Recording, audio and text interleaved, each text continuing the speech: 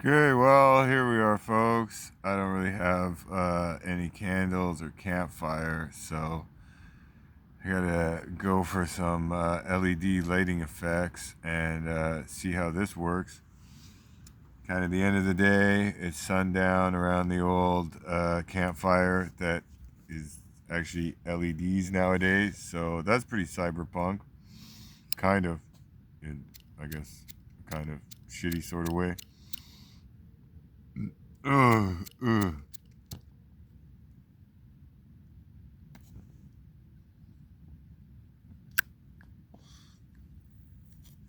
Yeah, I roasted all my gas in this thing the other day, just trying to do like a 2 or 3 minute video.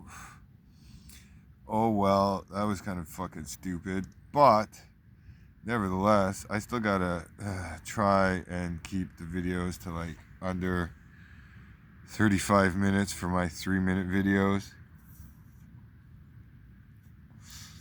But there's just so much to talk about and so many strings that interrelate and so much history in the local property market.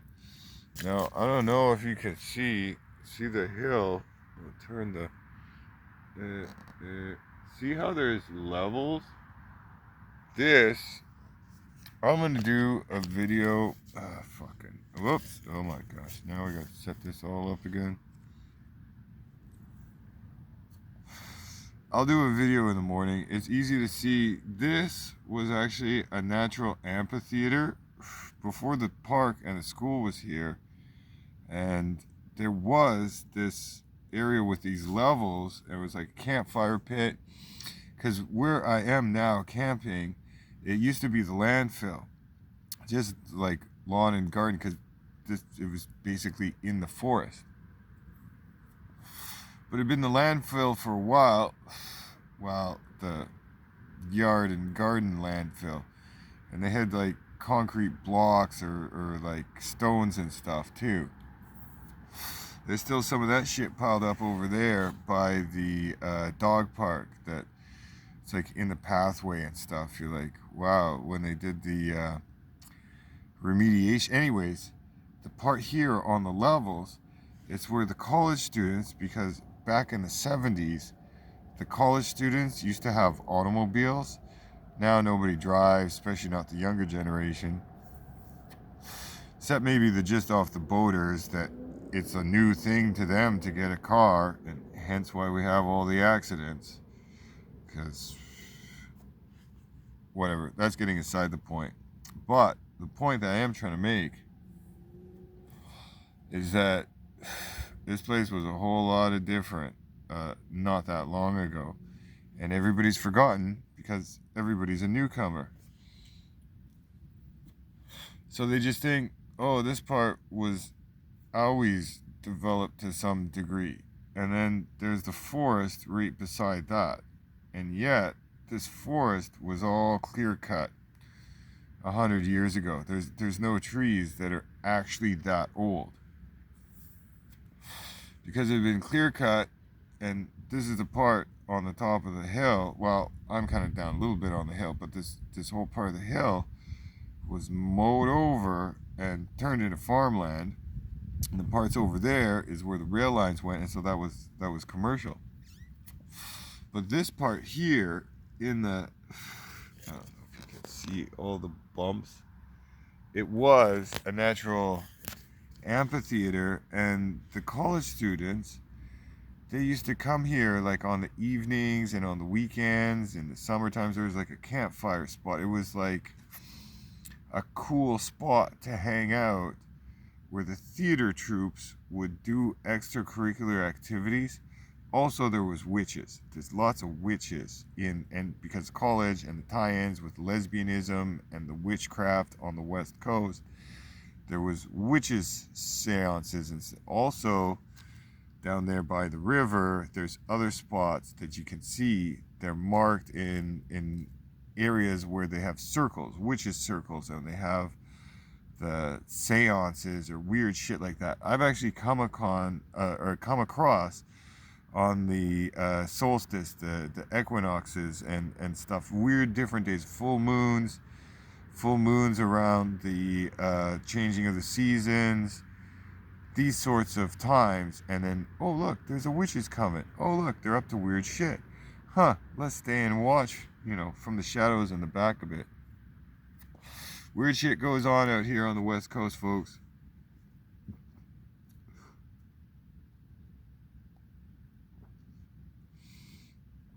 Got my campfire tea out here. So I'm doing okay for myself. Jesus is good. I like Jesus. Jesus, I hope, is okay with me, Well, anyways, point is not to say that, like, jumping off a cliff, I'm going to rely on the Lord to, don't try the Lord. What's that? Don't tempt fate, or, but I'm firmly planted on the ground.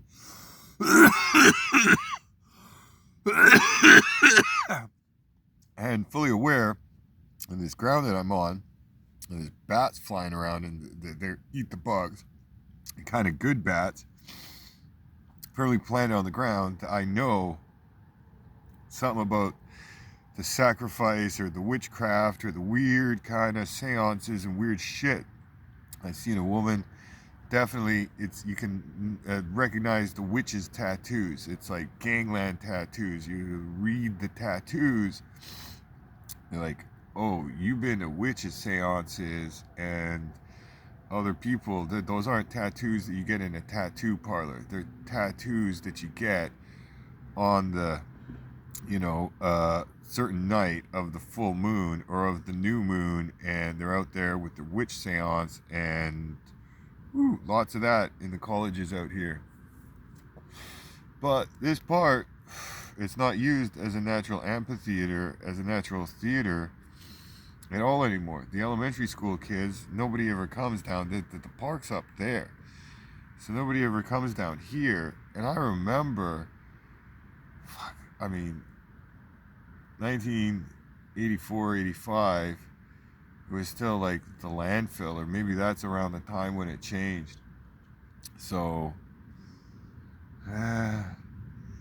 maybe as late as 1990, maybe a little bit more late model than that. But these sorts of things were going on here, and you could come across on the pathways, because there was pathways, and the roadways that are here now were, they were just getting plowed into the side of the road, and they were building down the hill.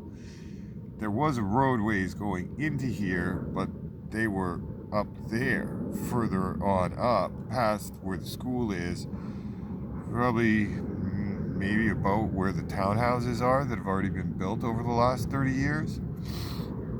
Anyways, it's a really interesting area of town, and none of the people who live here, because it was like a recent development from outside of the forest, or just off the other side of the hill, where there was nothing there before, but there was stuff here, and the people don't know about it, and they knock down all the stuff in the way of houses, commercial warehouses, any sort of stuff like that was from this previous age in the 70s, that was old even back then. Well, a lot of it was. And then it seems like as though they're just eating more into the forest, which, as far as I'm concerned, that's a fucking good thing. They got lots of space out here, and they could just build more housing. But, as we well know, they can't even rent out the housing that they've got. All these townhomes down there, they all got for sale signs.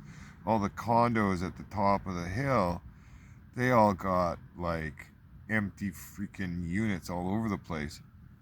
Some of the older buildings, maybe they have less occupancy, but generally the older buildings do have higher occupancy. But what they've had to do in this area is increase the catchment areas for the schools to, like, adopt. See, over here there's an elementary school just on the other side of that road. They're kind of like close by. It used to be called Stride. I forget what it's named now. It's right beside the high school. There wasn't a high school around there before. then there's this school, Taylor, and then the other one, Clinton. And so they've kind of had to move where the boundaries are so that the Clinton school would get less area and it would remain stagnant or getting smaller and eating into it's like they kind of just shift everything over. So this is like the rich area, and then the Clinton area is like also rich but different density rich, like just suburban. And then because they put all these townhouses just up the street, well, they could move into the townhouse catchment, and they could get more students because there was more younger families moving into the cheaper housing in the same area, and they could have some of their area eaten up by, because where they built this Taylor school, they haven't been building on at the rate, and some of those houses and some of the kids growing up, some of the houses going empty, you know, for the Chinese, the sales, the speculators, the holdings for the, you know, money and mortgage market companies. So as that's going on, they're eating up the other elementary schools catchment area, and they're the ones, the other school is the one getting the more development. So the Burnaby City Council and the Burnaby Education Board is managing the decline. They're managing the decline to shift the catchments where the development is actually getting people onto it, because the one that is the cheaper, the I don't know, lower class school, the one over there where it's more poor kids, I don't know, the more disadvantaged other people in the area, that's like the cheaper one. This is like mid-range, and the other one's like the expensive one, let's say. So they have to play with that factor too in the catchment, because people will keep their kids or move their kids or register their kids at another address or just over, you know what I mean? If they move the boundaries too much too fast. So they got to make sure they don't piss off too many of the tax base and just slide it in so that, oh, look, you get to go to the new school. Oh, look, you get to go to the school that's by the park, whereas the other ones are also by parks and such like that. But the one over there, it was always encircled by poor people's house, working, the blue collar, the working class people's, or the townhomes, or the multi-family plexes. This one here in the middle was just built out of the goddamn landfill. So it's a 15-minute planned community, but they didn't do all the planning all that well, because all of the amenities and the shopping centers are all just over there, or just, well, down the hill. And as it's working out with the development up here, they would have had a faster rate. And this is what I got to talking in my video earlier. They move people around to get the people looking in search of something they can qualify for, something cheaper, anything more affordable. And then when they get bought in, they got to hold on, be house rich, be practically poor. What's that? House rich and cash poor.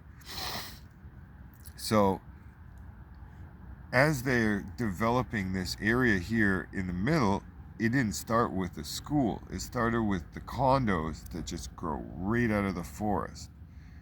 They started up with the condos just like over by Patterson, but this wasn't built up. Then they didn't build any shopping centers because there's just these shops, so there was no zoning for that. Then when they got and started, they couldn't make money on the selling of the condominiums, or the condominiums at the high-rise towers to the elderly people or the Chinese. They sold off the townhomes, and they developed townhomes going bit further down the hill. Well, now that they had the townhomes there and had young families moving in at lower rents or at lower cost to qualify to get, accepted for the mortgages for these townhomes, multifamily dwellings, they had the plan already in place. And this Taylor Park and Taylor School was built out of the landfill part so that they could say that the houses weren't on the landfill because they're more at the top of the hill. This is more on the side of the hill.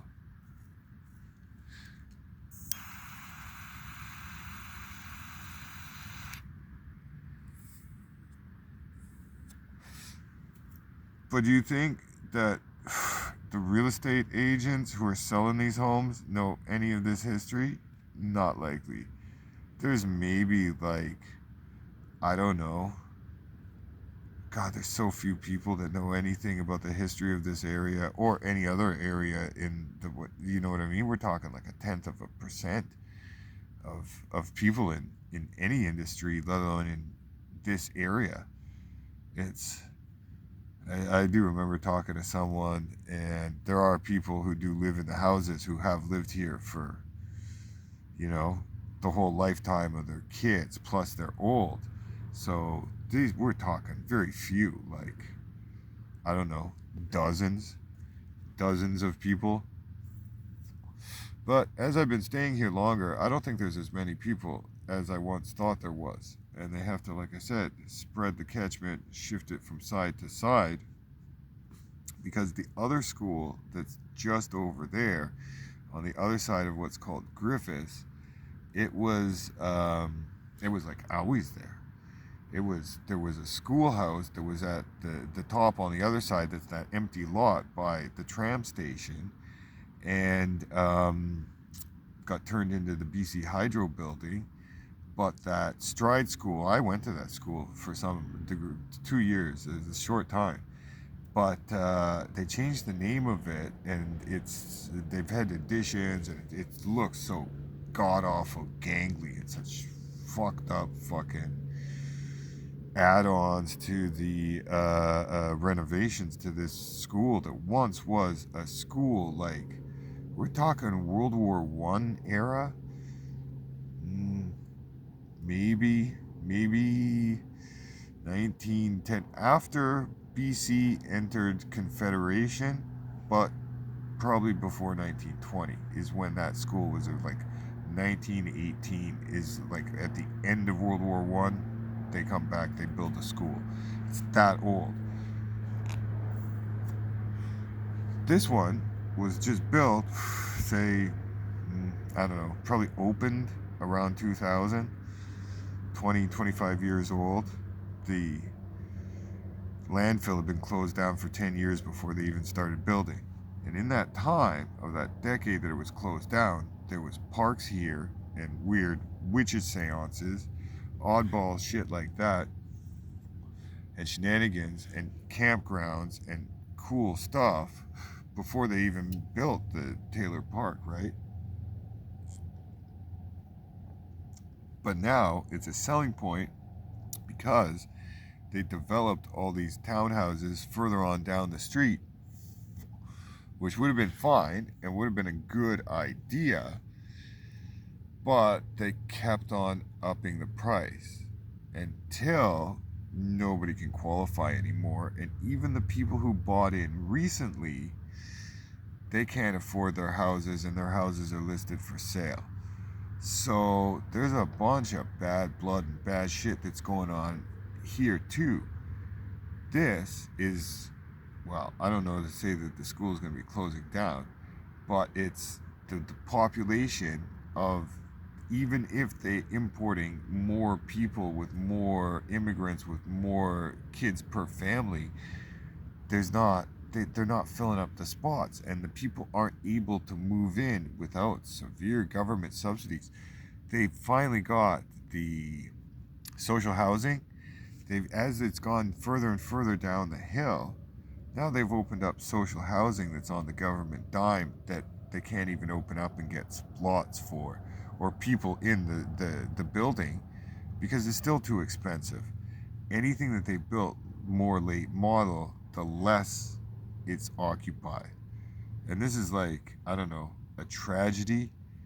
The so-called planned community that Burnaby couldn't even do. It's so fucking stupid. There's like one store, no gas stations, no. All the roads go into like cul-de-sacs, or like you can only go out one way. It just goes up and over, up and over. And it doesn't, they don't really, they do connect in a box at the top of the hill that goes down the hill, but it goes from a box to a box to a box. It's a weird layout. It's a weird, fucked up,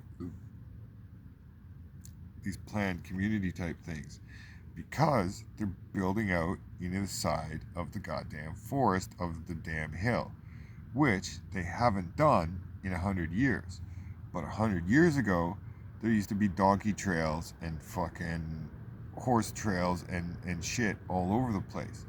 And there was more shit down there too on what's now Marine Drive, and nobody remembers. And I don't think that any of the people that are, you know, selling these fucking condos or the, you know, anybody who lives in the condos or the townhouses, they're so recent by comparison to how old this part of town is or was, that they would have no idea. And plus, there's also the ESL communication discrepancy or issues. But anyways, I keep ranting on and on. It's another one of those. That reminds me, they built the school and then it didn't open for multiple years because they didn't have the catchment for those other schools in which and thus direction. They had to do the renovation at the Stride School so that half that school came here for X number of years, because the other school was split in half and half under renovation. And then so they're fooling you with this, oh, we're opening more schools, we need more spaces in the schools. That hasn't been happening in a while. And even when that was happening, they were managing and mitigating that they'd actually had lower growth than they're projecting. You know why that is? People arrive here and then they go someplace else, in Canada or within British Columbia even. They don't count the numbers going down. They only count the numbers coming in. This is one of the reasons why they've got so many of their head count and the numbers in Canada all screwed up and hooey. They show up, they apply for all their immigrant status and permanent residency status and all these great things. And then when they move over here, they get counted over here also as one of those newly applied. But as they're here and doing the applications, because it's a port of landing in Vancouver on the west coast, they just get added to the numbers twice over, and nobody counts that into effect. They're lying to you about all this shit. There's not that many people here anymore. Yeah, there was enough people and kids to open up the new school. Once they opened up the new school and the other school was renovated and half the kids go back, they had built enough of the low-rise condos for cheaper that they could bring in more kids. The other school down the street, on the other side of Burn Creek, the Clinton School, also full of ritzy kids, also undergone the same renovation scamolas in the reverse in the last 25 or 30 years. So this is how they're managing the decline and covering it up and keeping you fooled. The people who are at the local city council and the local school board and the local real estate, they don't think of this as like a greater plan. All you need is one WEF member, somebody who's been to one of the higher falutin, called, what's the one? Is it called Cambridge? Isn't there? No, it's something that sounds like that. What's the one in Ottawa or in Toronto? It's got a special name. Anyways, but you know what I mean? The liberal, there's college or universities.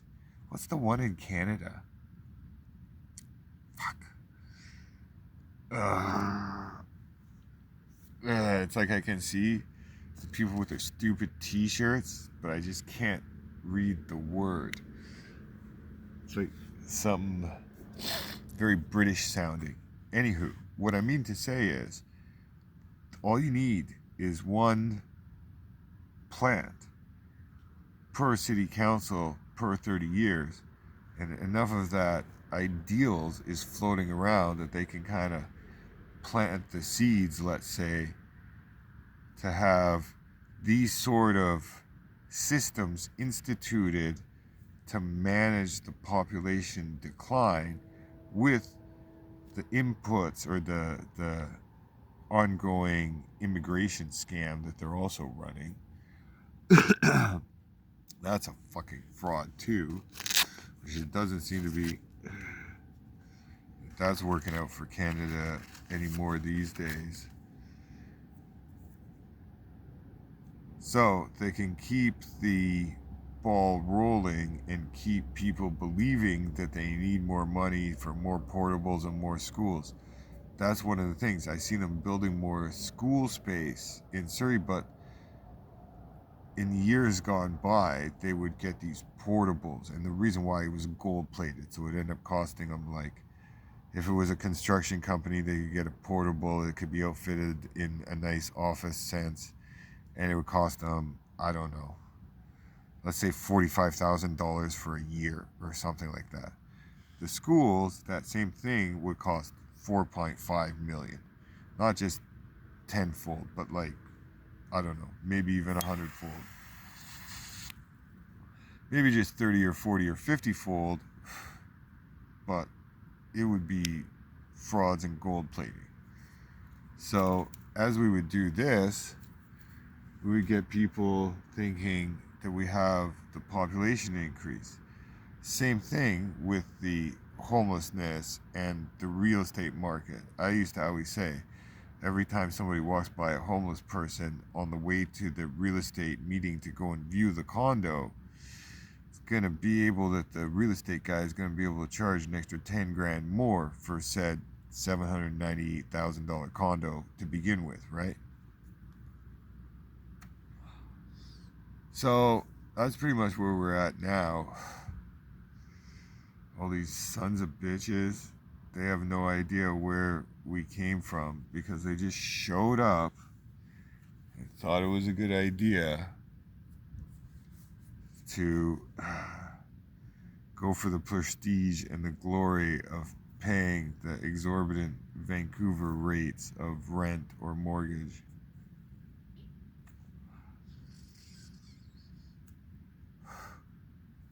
So, part of my point is also that at any time they could have increased the rate of development just in this one location that could be like the equivocal of, I don't think 20, but more like maybe 16 blocks.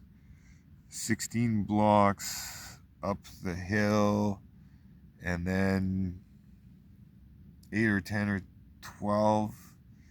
It's definitely at 8, so more like 10 or 12 blocks wide all the way, stretch up the hill. There'd be some kind of, curving up the hill. I'd say they got less than half of that developed, all the way over that. Maybe a third of it's developed since then. They could have developed all this shit from 1985, 1990 with the inception of the tramway going through up the street. The space for the schools, the space that there's no 7-Elevens or gas stations, any of that shit. There's one store over there. It's like some Chinese mart. Funny story about that. Different topic. And they could have done the whole planned community 15-minute city thing it was never economically feasible to develop that much area all at one time in the location, these 15-minute cities. They're burning people out to make it that economically feasible. They need more margins. They can't even, it's so gold plated, it's so full of shit. They could have, instead of all this development out in Surrey, development out in Richmond, they could just be developing closer in to the main cities already. They're not doing it. They spread it around. They keep people on the run so that they can have the luxury condo development in the K-shaped real estate market that's been this way ever since the 90s. It started divergence. These failures started more like in the 2015, so that's when you could actually attribute to it the K-shape. You would say it was more like a two stones wobbling against each other, against the before that, from 1990 to 2010, 2015, 5-year bond cycle for the developments, as I keep ranting on about, but not actually able to tie into a 3-minute fucking video that makes sense or is cogent. Anyways, theoretically, putting the 3 videos that I made today together in some semblance of a fucking ranting, seemingly fucked up tirade, it would make sense. I can't really splice those 3 videos together